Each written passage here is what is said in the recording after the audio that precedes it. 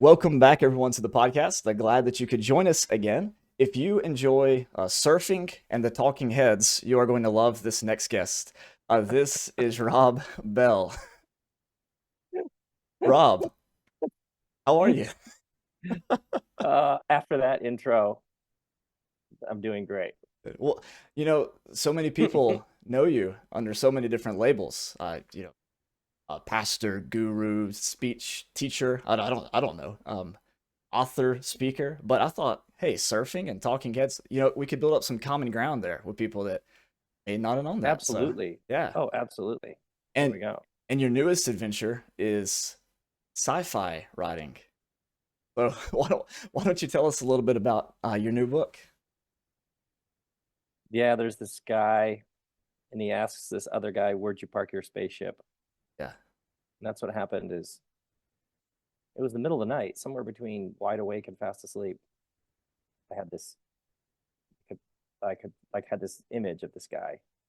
He's asking this guy, "Where'd you park your spaceship?" And then I followed it for days and weeks and months, and now years, and it turned into this massive tale Yeah. of these. And so book one, which came out in August, book one of Where'd You Park Your Spaceship, which you're holding up now, There I it love it, is. Yeah. is you meet Heen and you follow him as he grows up on the planet Lunley, as he goes through tremendous tragedy, as he uh, and so it kind of almost gets recruited by the people who run the universe, Yeah. and that takes him all over the universe, and then he ends up after decades on this planet Furtis, which is why book one is called Welcome to Furtis. Is Yeah. something happens on this planet. Yeah, it's so good. I finished it a few weeks ago and actually passed it on to a friend. And then you got back with me earlier this week, maybe last week, and said, "Hey, let's do the podcast." And so I had the stomach flu, so I messaged my friend, "Hey, can you go drop this book off with another friend?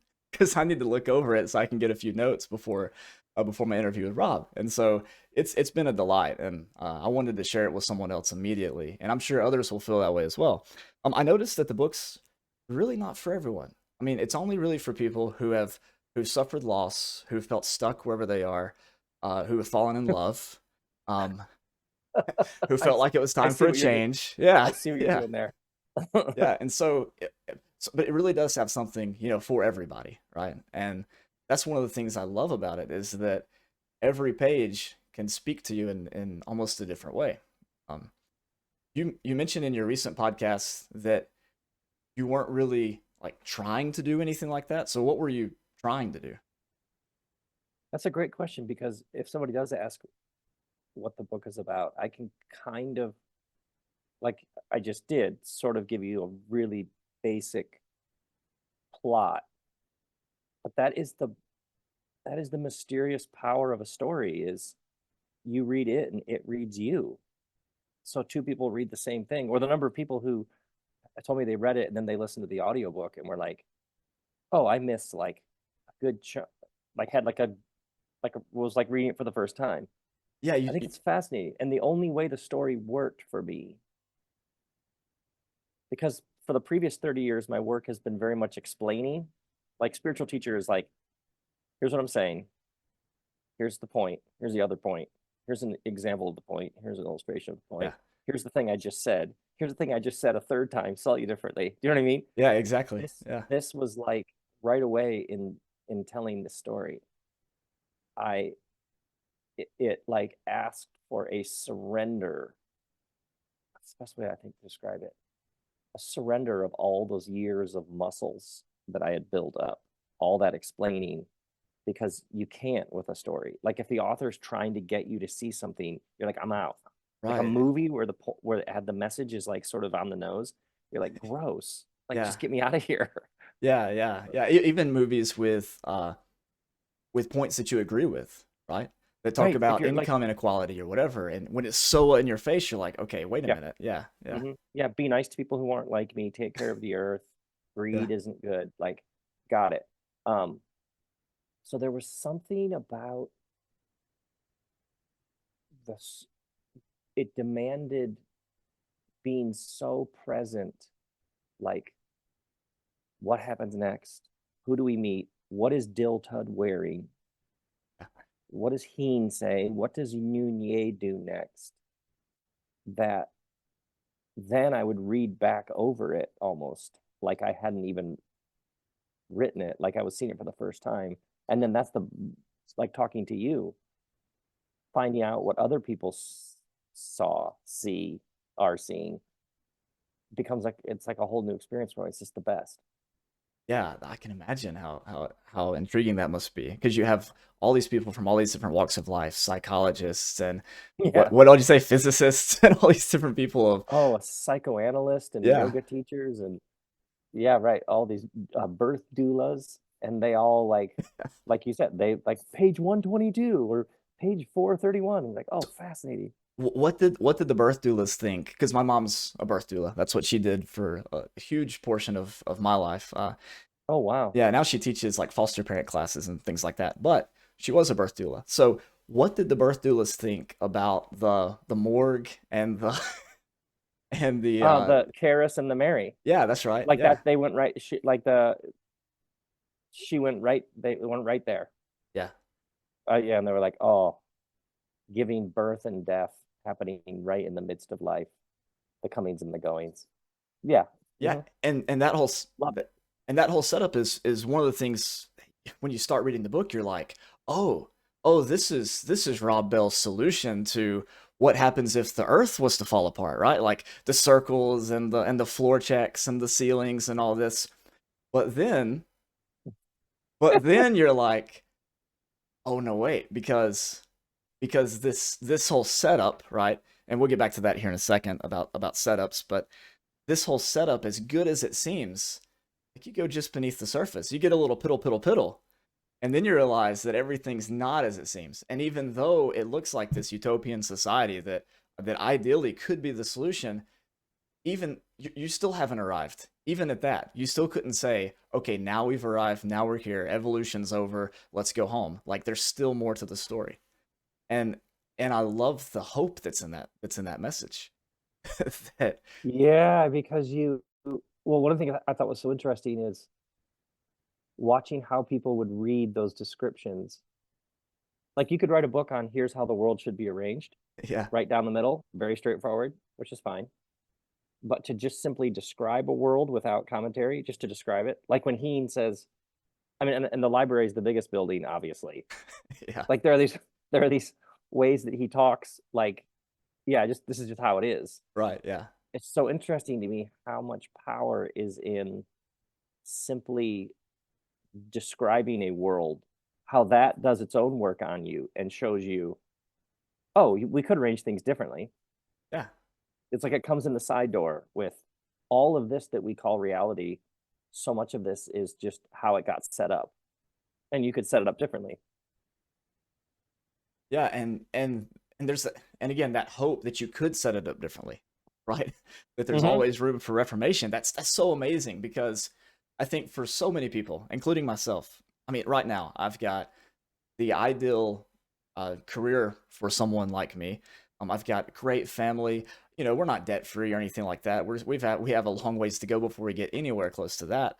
But things are pretty good. And yet, every now and then, there's this nagging sensation like, what else is out there? You know, what else could you do? What else could you say? Right? What else could you create? You know, and Oh, and and right. and this book speaks to that urge, right? Yeah, and like that's if you think about life as like a playing field, this is how the playing field works is you get these hunches. Sometimes something tugs on your sleeve. Sometimes it's an angst or an ache. Sometimes it's just a question or a desire. And you're like, what if we tried it that way? What if I went over here? What if we moved to that town? What if, yeah, that's Yeah. where the wonder, so much wonder and awe just in that. Yeah, and I mean, even just changing your perspective ever so slightly can just change Mm-hmm. the whole thing.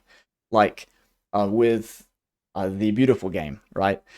This this game they play out on the pitch, kicked between the feet, and he comes upon this game, Heen, and he sees everybody's out there playing, and he hops in, and he gets drafted to a team, and he quickly finds out all the rules are a little like there's no positions, you know, there's Yeah. no it seems like at first glance there's no method to the madness, and then as you're reading, you're like, oh wait, this is just total football, and we know this because we've all seen Ted Lasso, right? Right. And the grandma is Jamie Tart doo doo. So Oh, you're the first person to give, this is what I love, give the nod to total football in that. as soon as That is so funny. as soon as I realized the grandma was Jamie Tart from Ted Lasso, I was like, okay, this is just incredible. I love this. I think I wrote when did Ted Lasso come out? I think I wrote, it wasn't a reference. I wasn't thinking Ted Lasso. I was thinking actual total football. Oh yeah, because And yeah, you're because right. For a lot of Americans, total football, the introduction would have been Ted Lasso. That's funny. yeah, it was for me. I mean, I binged it like last summer after the last season came out, so I was primed for some total football. But yeah, I picked when I picked up on it, it made total sense because what else would you expect on Furtis, right? Yes, right. And I love how and this struck me way into writing it as I was like, oh, this is fascinating. The assumption, I was like, I wonder if readers will assume, oh yeah, Furtis is different because he keeps telling you Furtis is different than all the other planets. But Yeah. we don't actually know. All planets have people and people are fascinating. So he may just be waking up in some way and Mm. going, like, we actually don't know if Furtis is that different. We just know that Wow. for the first time something has gotten under his skin or something's happening to him, which to me that I just think that's fascinating. Yeah, that's true because the message someone could pick up is, okay, well, I need to go out there and find my Furtis. When it could be, Correct. I need to wake up to the Furtises that are all But around me. Right. like think about your Daniel life, the moments of insight, the moments of like breakthrough when you saw things in a new way.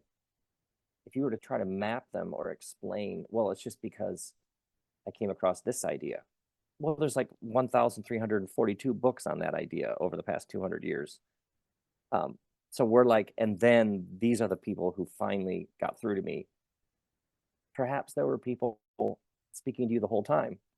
Uh, you know what I mean? Like the mystery of why certain things grab us at moments that they do. That just endlessly compelling to me.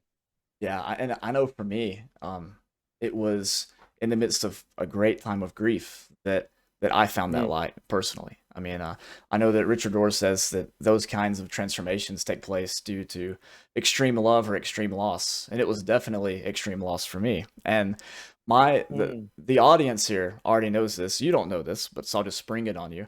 And the person who got through to me was you. You were my Dil Tut. Whoa, what was the Yeah. loss that what was the loss that you encountered? Um, my I was a young preacher. Still am, I guess. I'm only 30, but I was a Mm-hmm. young minister in my tribe. I got hired to work at my parents' church, where my dad and my granddad were the elders. Whoa. And about a year and a half into it, they told me that I had a month to change my mind about a particular doctrine about the end times, or Whoa. How resign old were or you? be How old were fired. you? I was 23. Oh my. Yeah, and so letters were sent out to all the area churches, making sure everybody knew I was, Wolf in Sheep's Clothing and that thing, all that kind of stuff. I spent a year in defensive mode, like trying to fight back, and Against your dad?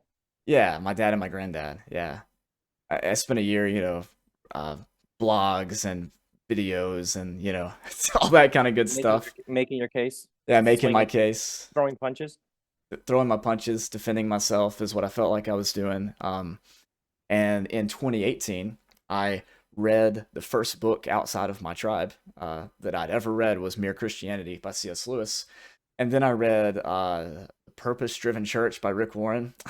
And I was like, okay, there's got to be something else. What can I read? I asked my buddy OB this. Um, OB. OB, yeah. I don't know if you know OB or not, but he I feel like I actually, do. I just I like to say that. yeah, You have a friend named OB. That's yeah, fantastic. I call him the Oist of bees.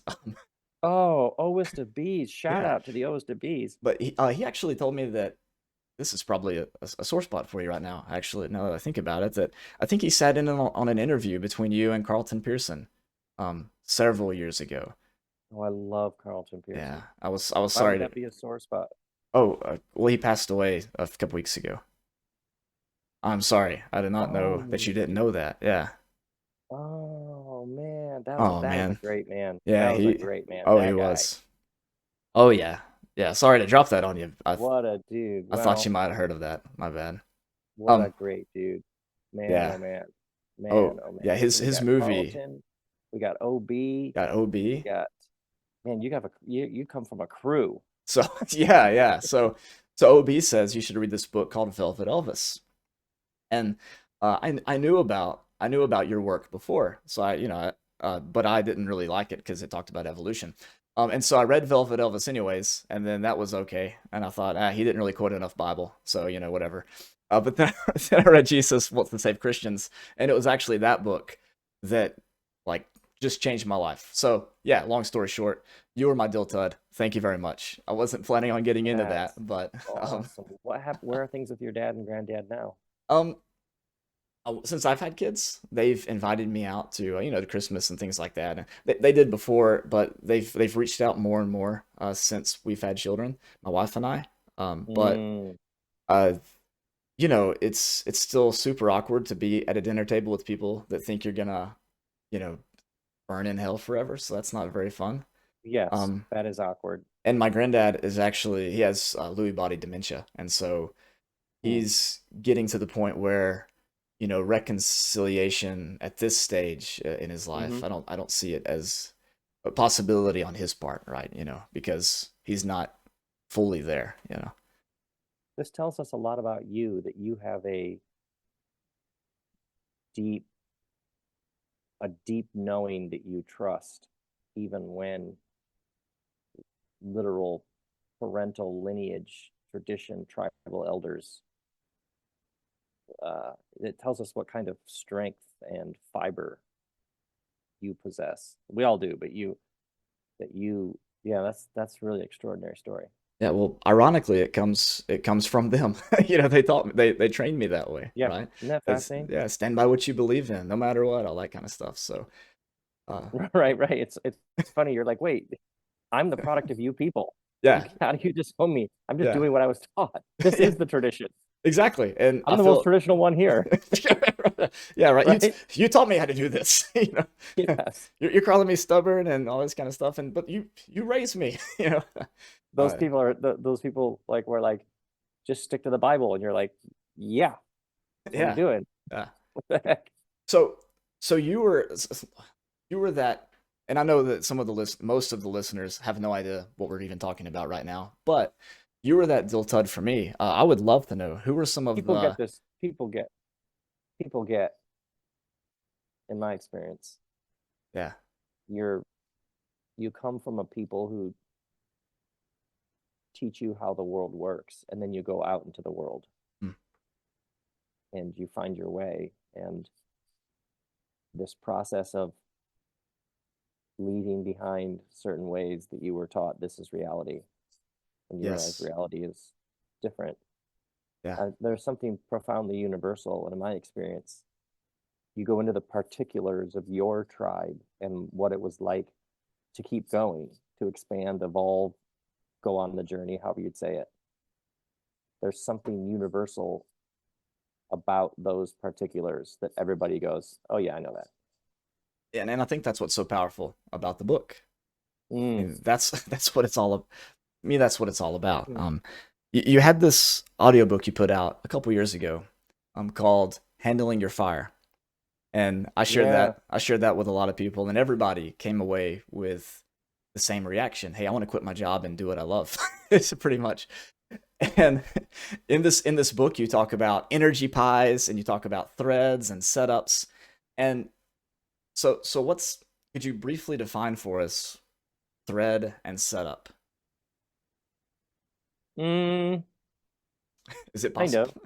Yeah, briefly. Yeah, the danger in too much definition is somebody goes, oh well, I can't find, so if it's helpful, it's helpful. But just if Ah, you ask people, so I would start with, if you talk to people about their life and the arc of their life, and ask just, when did you feel most alive? What have you been drawn to when you when you almost block out the conditioning and programming and what you were taught matters, or what you were taught is significant or is the measure of success, and you just look at your life and what, given a blank slate, do you veer towards? Yeah. It's so fascinating to me how many people can say, oh, oftentimes they didn't see that. Sometimes it's very clear, but people are like, oh, healing, earth care. Mm. um some people can take an idea and give it like flesh and blood. Like they Yeah. have like an entrepreneurial, they can see a thing and then build the thing, the structure needed to bring the thing into existence, and they can just do it in their sleep. And what's oftentimes interesting is how there's a thing that just effortlessly sort of flows out of a person. It's who they, it's so connected to their essence that they don't even realize it's a thing. Yeah. You know what I mean? They just always organize things. Like they just know how to organize things. Where the rest of us are like, I don't know what's going on. And they're like, put this here, put that there. So I would just call that a thread. Oftentimes there's some, and for some people, it's literally curiosity. They're like, I'm all over the place. Yeah. Yeah. Yeah. You dive into something for a while and then you move on to the next thing. And most people who are sort of wired like that were literally taught something's wrong with them. Like Mm. be loyal, be true, be whatever, faithful. You don't Yeah. stick to anything, perseverance, resilience, as opposed to, yeah, sounds like a good life. You go after things you love and learn about them and play them out, and then you move on to the next thing. Yeah. Yeah, People say, "Oh, master, let's see, jack of all trades, master of none." yeah, Yeah. yeah, right. Like, and we immediately go, "Oh, that person, they what a mistake," as opposed to, Yeah. yeah, sounds like a great. When people have talked to me about that very thing, and they describe the things they've done, I'm always listening, going, "That actually sounds like a really, really compelling life." Yeah. So what's fascinating to me is if you just think about the this thread, and then you think about the setup of whatever you're doing now, where you live, what state you pay taxes in, where you go each day, how many Yeah. hours you do this, how many hours you do that, where you live, and that the setups sort of come and go. Yeah. Then you move over there and you try this, and just sort of holding things, holding all this much looser. Yeah, I love the line that you give people to use whenever someone asks them, "What are you doing now?" And you say, "Oh, well, I'm a nurse right now," or "I'm a minister right now," and it's because there's always I've that hope and possibility that it can change, Yeah, right? and it's so easy. And part of my intent in this idea of the thread and the setup was simply to loosen our grip on the grasping and clinging to identity. Yeah, And for so many people, their sense of self is so deeply tied. I need to be able to tell people what I do. No, you don't. I right. literally, most days, if somebody were asking me what I do, lately I've been doing this thing where I just tell them what I did that day. Oh, I woke Yeah, up, took the dog for a walk, took my daughter to school. yeah. Like, what do you do? And I just start listing what you did that day. It's the Vo- best. Volleyball coach. Just the best. Yeah, Because the mind, the ego just desperately wants these things it can grab hold of, and that yeah, gets you into all sorts of hot water. yeah. That's right. And talking about our individuality and being unique, or being not unique necessarily, but being authentic to ourselves. There's this there's this quote from Ralph Waldo Emerson in his one of his essays on self sufficiency, and he talks about how if he stands up and he listens to a minister, he already knows what they're going to say, based on the sect that they're in, based on the Mm, passages that they hmm give, and hmm there's nothing new, there's nothing fresh. But then you get somebody like a John the Baptist figure, who I kind of see Dill Tud as. He dresses in a weird way. He lives out in the wilderness in a cave. He calls people beyond whatever they're in right now. He challenges the status quo. Whoa, I did never saw it that way. That's fantastic. Yeah, and he challenges the idea that the setups have to be what they are, right? You have this thread that runs through, Yeah. but he's there just to say, no, it doesn't have to be this way. Let's let's we haven't Yeah, arrived at anything. And sometimes I think that's what happens. We get into that job or that career or that hobby and we're like, oh, we've arrived, we're here. And then we get so sad when we learn that it's not there. You've been doing this thing for decades of laps, right? And now you see that not everything is what it seems like. It's not as perfect as you thought it was. And even though you're the one pulling all the strings to make it perfect in this world, like it's really not that great, not as great as people might think that it is. Like there's something maybe sinister beneath the surface. There's something not really quite right going on beneath the surface, and it calls for a change. And it takes those dill tuds in our lives that wakes us up to that, right? yeah, yeah. Well said. So who have been some maybe dill tuds that's shown up in your life, do you think? You know what? It's funny, none of the characters I can are people. I can't consciously find the connections between the characters and people in my life because it like Sure. kills the story.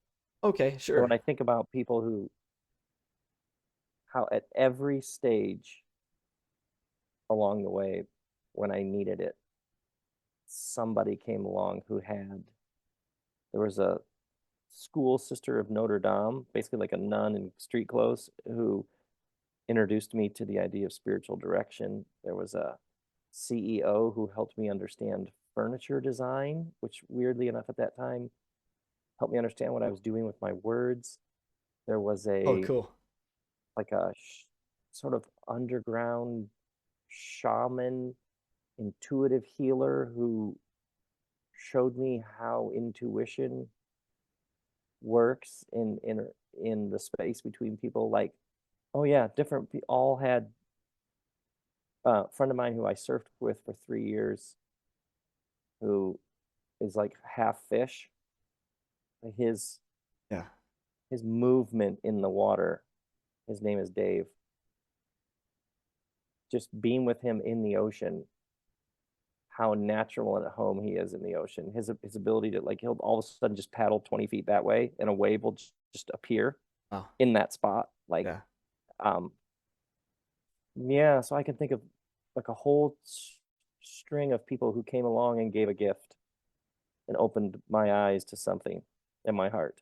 Sure. And yeah, and I don't mean to draw a direct correlation, like as if Dill Tud represents the Yeah, guy who gave you sermon pointers and told you there was something else there beneath the text that you missed, or whatever. But I know that we've all had someone like that, like you alluded yeah, to a moment ago. When the student is ready, the master appears. And yeah. And so, almost like there's an element of almost magic to it of yeah, like, what kind of spell does this person aware of, or how, it's almost like a code or secret they know that you discover isn't a secret because they yeah, willingly pass it along. You're like, yeah, it's a yeah, powerful thing. the piddle piddle piddle, right?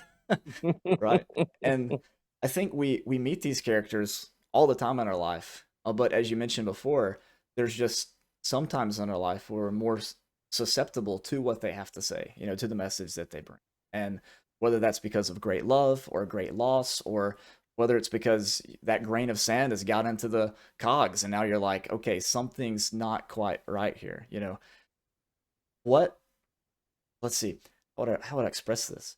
What would you say to someone who feels stuck, kind of like Heen, who is like praying or hoping or I don't know, casting lots or whatever for a Dil Tud to show up in their life, and they just don't see it. They can't find like that voice that they need. Like, what would you say to someone who feels stuck like that?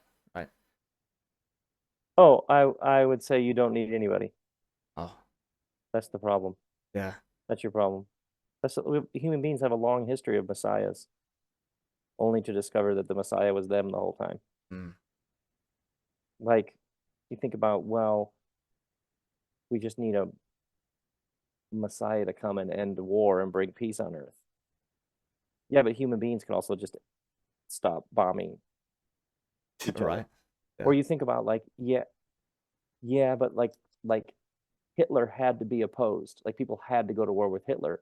But what's interesting, if you read The Gathering Storm, which is a collection of a memoir, a multi-part memoir from Winston Churchill, is he writes about his perspective in England of the emergence of Hitler. And there's this really interesting refrain where he just keeps saying, this could be avoided. This could be avoided. This could be avoided. So he, way before World War II, Winston Churchill is going, we don't have to go down this road. Yeah. So what's fascinating is all the things where humans are like, we need intervention. Sure. We have a long history. You think about like those, you'll see like a town hall Q&A with a politician, and it'll be like, what are you going to do about my neighbor's dog that barks in the middle of the night? And Right. they'll ask a politician some insanely, like, you think this, like a politician who would actually tell you, here's what I'm going to do about the gutter in your street. I mean, there are politicians who will be like, what street are you on? Yeah, we're working on that. But Yeah. how often what it weirdly does, and we'll see it again next year with the presidential election, it actually makes people small. Hmm.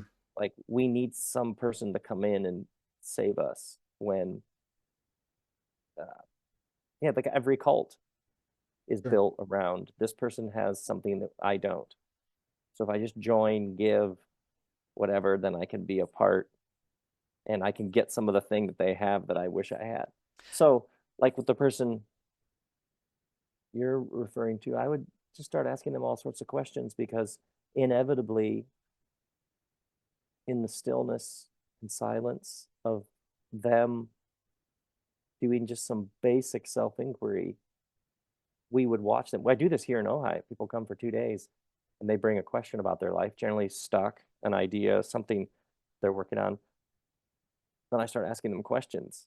And just in this space that we create, I just watch person after person realize they have everything they need.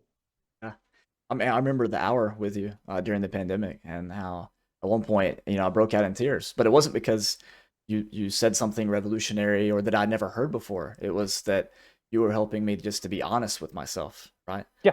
And, Yeah. and so sometimes we look for those messiahs to come into our life and to save the day or tell us what we need to do or give us that, these 10 quick tips. Doctors hate them, but you'll, Mm-hmm. whatever.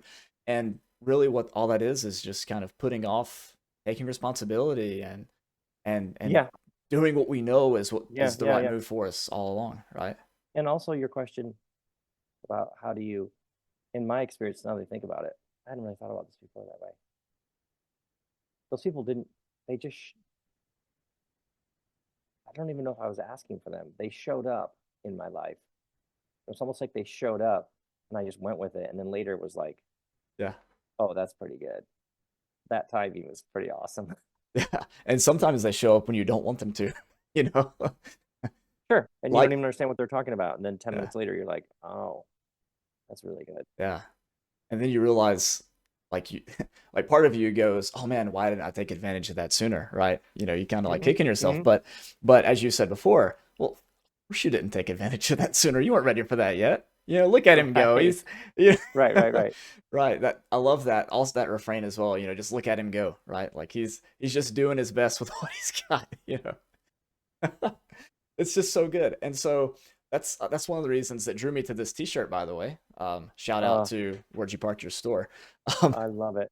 I love it. it's this to me. It's this such a hopeful refrain that Mm-hmm. things don't have to be like they are. That Yes. there's Yes. alternatives out there, and it might not even exist yet. It might be you that sets that up, and it doesn't have to already exist. You don't have to follow in someone else's shoes. You can carve your own way, and that's like actually the way to be most authentic to yourself. Yeah.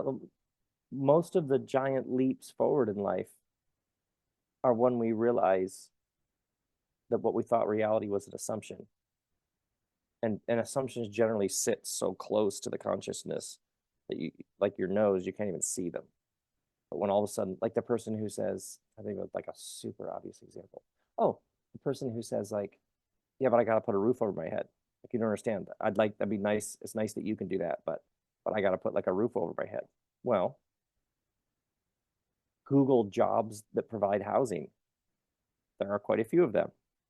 Like, I know a number of people who got jobs in which housing was provided, so that I have to put a roof over my head. No, it comes with the job. Yeah. Even the most basic assumptions about how life is set up. Who knows? Yeah. Who knows what arrangements are out there? Yeah, that's right. And you might be putting stakes in the ground one day, to lay out a new circle and traveling through the universe, the next day. And it's all, it's all part of the same story. Like I love that, and I know that you swear that this stuff isn't intentional, but you're gonna have to try harder to convince me. That there's this transcend and include theme that runs through the book. This Ken Mm. Wilber, and so close to the very beginning, they're looking at the brown balling, and oh, what was his name? I just got the book on Audible. It just got released on Audible, what, 2 days ago or something, right? And Maybe a couple weeks, but to oh, you, it okay. got released a couple days ago. Yeah, well, I thought it was released on something else. Well, anyways, I got the notification about Audible just a couple days ago, and so I downloaded it, and I was listening to the book, and it went back to the part where all the kids in the class are trying to get the teacher to say brown ball as many times as they can, And when sh she's explaining what's going on, what happened with the plow and the farmers, and they're like, "Wait, there were farmers? Like everybody didn't just grow their own food?" And one of the kids in the class goes, "Wait, were they just less intelligent back then?" And then she does the Ken Wilber, transcend and include thing. Oh, we don't rate things like that. you know, we don't rank things in that way. We're not about that here. And so I love how it's and that kind of sets the stage for the whole book because which Heen is the best version of Heen? Not even a question that you ask Oh my God, that's such a great. I hadn't even seen that. That's so good. because you don't rank things like that in this world, and that's what he's That's taught. so good. And like, oh, I hadn't seen that. That when you go on this journey with Heen, you don't judge him for earlier Heen because you just were following him. Yeah, You're just with him, right. And what and it's just what happens? happened happened. Yeah, and what happens to him happens to you because you're on the journey with him. And so all of the There you go. loss and the joy and and the exploration. I come from a very kind of like low church setting, almost a Puritan background. We thought Christmas was a pagan holiday, all this kind of stuff.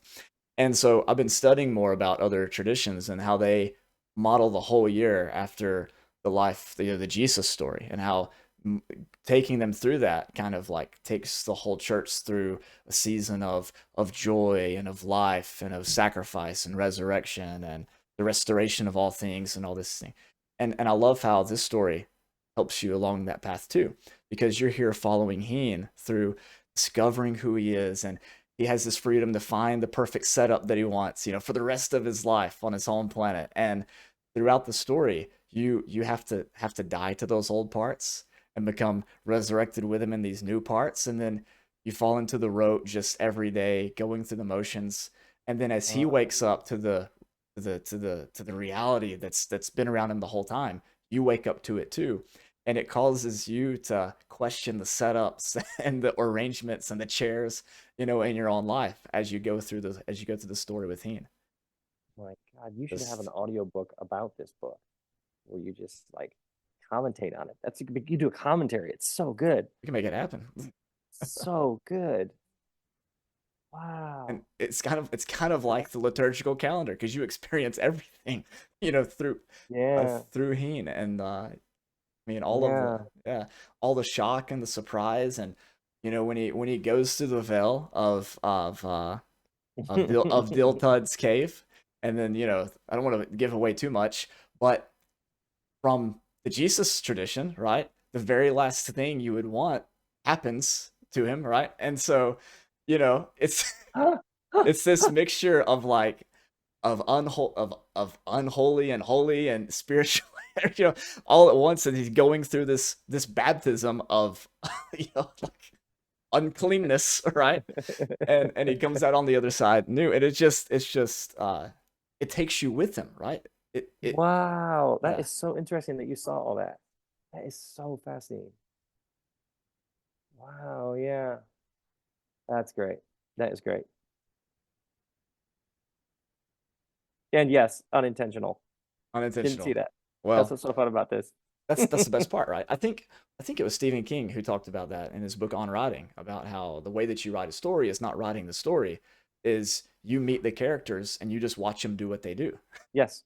Yeah, Yeah. yeah, very much so. And so who what I know the story in the middle of the night was that one guy met the other guy. So was it the Dill Tud character that you met first as you It entered was into two. It this was a world? guy's asking a guy, and Okay, then it so was, well, what's that guy's name? Oh, well, what's the other guy's name?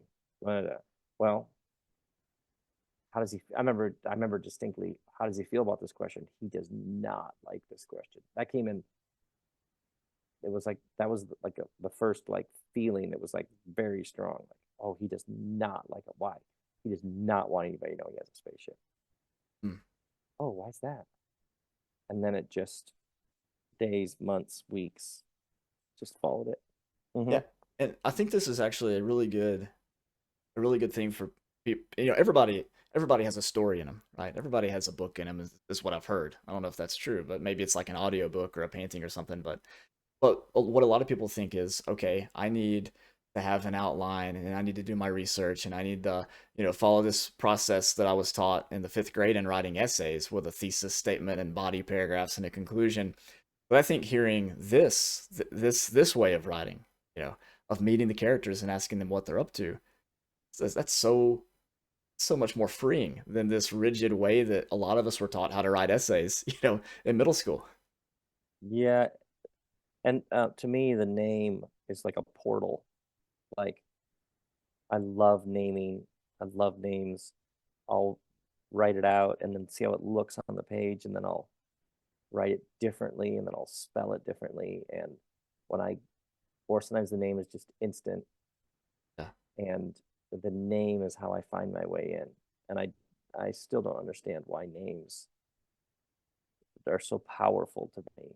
So the name, and then what are they saying, and what are they wearing, and where do they come from? And it's like meeting, you're creating a character that you're meeting them like a millisecond after you've created them, and or it's happening at the same time. That process to me is, God, it's just so, oh, I love it so much. And And then so seeing what they do and where they go. So because you entered the whole story making process that way, the world building process that way, was there ever a time when one of the characters did something, and I know we're not supposed to rank things like this, but the character did something that like you didn't like, or you're like, oh man, what are they doing? Or maybe surprised you or shocked you or So for sure, surprise yeah. when Heen brings lines back to Bourne's and Mm, Peebles' house. yeah. I had no idea he was going to trip and fall Oh and yeah. smash break his jaw and bite off the front part of his tongue. I was like, wait, did I just render my main narrator character unable to speak? Like, wait, am I now going to have a big chunk of the book where my main character can't talk because his jaw is wired shut? That was literally, I did not see that coming. That's awesome. That's awesome. And And it had like this, did I just make can I even do this? Is that even possible? Yeah, so that was for sure. Like, did you just do something that appears out of nowhere that you're going to later be like, why did I do this?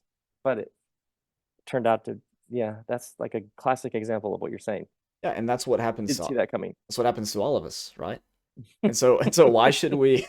Well, that didn't go as planned. What? There was a plan? Like what? I didn't know Mm-hmm. there was an outline. Who said there was an outline? Where's the box? Right? Or I knew that when they went to the school, Noonier was going to take over. Yeah. I did not, and I something about bread, and I was like, oh, she's going to do this like electrifying thing about bread, but I was in the ravine for about 4 days, just watching her do her bread as magic speech performance. If Um, you, do you plan on like reenacting that, like at a Wouldn't tour that be or the on a tour or something? best scene in like a movie? Oh, it's so fun. Although that's the power of a book, is it's in our head. We love it in our head. So I don't know if a Yeah, movie is like watching it in someone else's head. yeah, that's true. Yeah. I don't know. I mean, who I don't know if knows? we'd Who like knows? that. Yeah, I mean, we all have had those moments where we try out those illustrations and they don't go exactly like we hoped. But you never know until you try. And so maybe we'll get to see that in a Raw Bill tour someday. Who knows? Or maybe Raw Bill doesn't do tours. I mean, like, um, I'm not going to reenact a scene in which a woman gives a speech. I'll tell you that. oh yeah. Well, I guess so. Um, oh, let's see. So what impressed me about Nunez in that scene was how she was able to take center stage and basically do the whole show and still make it all about Heen. Yeah, The yeah, power to redirect that attention towards him. yeah, And so yeah. Lion's And he's wishes are just fulfilled stunned. and everything. He's Yeah. just stunned. That's there's such a power in being able to do that and point to someone else. I mean, just that total act of selflessness. That's when I knew that she wasn't as as tough as she thought she was, and sticking to her guns, and following her setup. Like when she did that for Heen, I knew that this was good. She was going to be a good one. I was going to like her a lot. Oh, Yeah. that was the scene that, like, for you, cracked, like, opened something new about her. Right, because, you have your suspicions, just like Heen, right? Because you're in his shoes. But at that point, Yeah. it's like, what a selfless act. She could have let him flop. Like, she's not supposed to be helping him love Furtis more, and yet here she is. And I loved it when he says, when he's like, at one point when he's like, I realize that every time I say something good about her, then I follow it up with something about how awful she is because I hate her so much. But I'm realizing I probably should stop that. Like, Yeah, his own conflicted love hate with her. He starts narrating for you how he sees that he has a conflicted love hate with her. right. And that calls us out, doesn't it? Because how many times do we give backhanded compliments, and have to shut people down, because we don't want to puff them up too much or something. It's so good. It's so good. Oh, something came into my brain just a moment ago about this whole situation. Oh, I love again the connection that Nunez has with Bill Tutt about the tree, and um, and they're like, is he even ready for this yet? It's just so good. But really, Rob, these characters did such a good job writing this book. They really did. They, Thank you. I mean, they really came alive, and I think that anybody out there, I mean, who who has it in them to, I mean, to read. I mean, it's 500 pages long, but then, as you've mentioned in your podcast, you look at the type, like I could do that, right? And I think that anybody would enjoy this book. There might be parts of it where they're like, "What?" But that's what life is. That's how every book is, really. But I just appreciate you bringing this into the world, and I love how the back gives away so much, but it doesn't give away anything at all. Anything. I want it to be a total word salad where you'd be like, I think I'm getting the whole plot of the book, but I don't have any idea what any of it means. So I'm kind of even more lost than ever. Yeah. When I haven't listened to the audiobook yet, so I've started it, but I haven't even gotten very far into section one. Um, what part of the book really brought forth the emotions when you were recording the audiobook? I mean, what part really just maybe even took you Oh, by there's one. surprise? I'll tell you, that's a great question. When Heen comes back with lines and he falls, and Borns is holding lines, and he thanks Heen for finding his boy, and then Heen feels these arms behind him, and it's Bobby Freelance, and he says, "I got you, brother." Wrecks me every time. Yeah, Just that just devastates me. yeah, that part was pretty emotional for me as well when I was reading through it the first time. You know, I Yeah. the first part the first part I read in probably like 2 weeks, and the rest of the book I read in like 3 days. I'll tell you, when Heen and Nunez are in the tunnel and they stop, Oh yeah, and she's like holding on to him, yeah, and you're like, I thought this was a thing. Is this a thing? But there's a whole thing, like a cloud over it. Like, she is like assigned seven. Like she's here to do like you still don't, yeah, that tension and how badly you just want people to find each other and have love between them, and like you Yeah. want that, and then there's also like very real stuff happening. Yeah. It just gets me. Yeah. And and you just want so throughout the whole book, there's things that you want to know that you're just not allowed to know for so long, you know, like what Diltut is hanging out, handing out to everybody. Mm-hmm. You Mm-hmm. you want to know Yeah. what all of this means, right? And some of it you never know, and I love that because again, it's just part of the reality of life. Like this isn't a book that just tells you all the secrets about everything. You're literally just playing this character, you know. Yes. You don't get all the privileged information. Oh, that's so well said. Like, and when you don't get information, yeah, you don't get it. Deal with Yeah. it. You don't get it. So Tough. what? Yeah. So what? Like good You must luck, not need you it. know. Yeah. But so I I know that you could talk about this book for a lot longer. But I want to respect your time and I've we're actually my parents are keeping the kids this weekend, and so my wife and I have like a well my biological dad. You're not you don't know all the details because I just told you this whole story. So my biological dad was not the one that disowned me; it was my stepdad. So the kids Mhm. are staying with my biological dad this weekend. So my wife and I have all these dates planned, and I want to respect your time. So Well, I I'll let want you. to. You have a date plan, so Oh just yeah, yeah. yeah, So I'll let you go we'll soon. wrap it up here. But I want you to point everybody to all the merch, the art store. Like, give your pitch, give your elevator pitch if you'd like. Here towards the end. Yeah, I don't really not think I had to do an elevator pitch. That's Yeah, the book okay. is called Where'd You Park Your Spaceship? You can get at my site, which is rawbell.com. There's info on the book, and there's we made the first 100 pages available for free, and there's an audiobook, and there's Kindle, and there's a whole merch store, which is phrases and words from the book that will make no Yeah, sense till you read the book, and then you'll laugh. Like yeah, the Piddle shirt that our good man yeah. is wearing, and then there's an art store with a bunch of my paintings, and there's some other audio books, and there's Robcasts, and then I do these events here in Ohio. There's all kinds of stuff going on. Yeah, there is. And if you haven't listened to the Robcast, you really should. And it's such a treat. I actually like to listen to it the most when I'm out hiking around the lake here, right Oh, down the road from nice. us. Yeah, I put in I'll put on a couple episodes in the queue and just take off, and I get to enjoy the world and listen to Rob. It's just a really great experience. What's the name of the lake?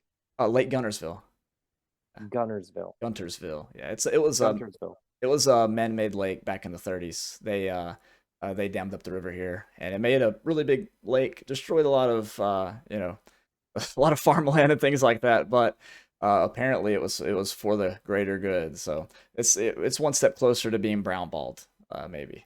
But uh, You're a we, very funny person. we get to enjoy the wilderness though. But hey, I appreciate you coming on, and I just have to tell you that I know that a lot of people that are going to be watching this and listening to it, they have a lot of respect for you and the things that you put out there into the world, and it's really touched a lot of lives. And I know you probably hear this all the time, but thank you so much, Rob.